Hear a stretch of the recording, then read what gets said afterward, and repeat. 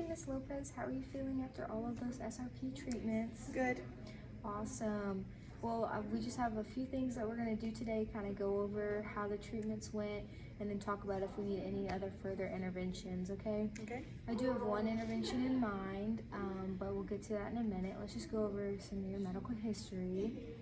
Are you allergic to any tetracyclines? Have you ever been told that you are? No. Okay. Are you pregnant or nursing? Nope. Do you have frequent fungal infections in your mouth? Have you had I those? don't think so. Okay. That's good. And then I see you're still not taking any medications. Okay. Awesome. Well, I'm going to go over and check some areas in your mouth, do some measurements, and okay, awesome.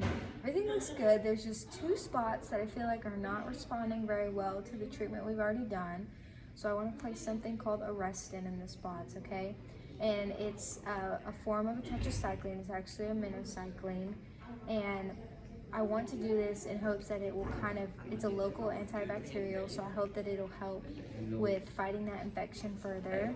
And I'm just going to place it in those two spots, and there's just a few things that you have to do after.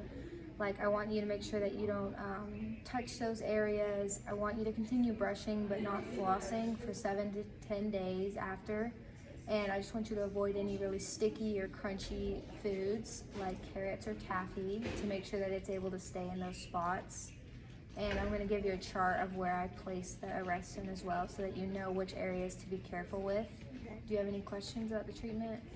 Should I not floss my whole mouth?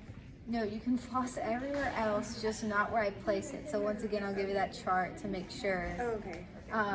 So after we place this arestin, we'll have you back and check and see if those areas are responding better. I really hope that they will.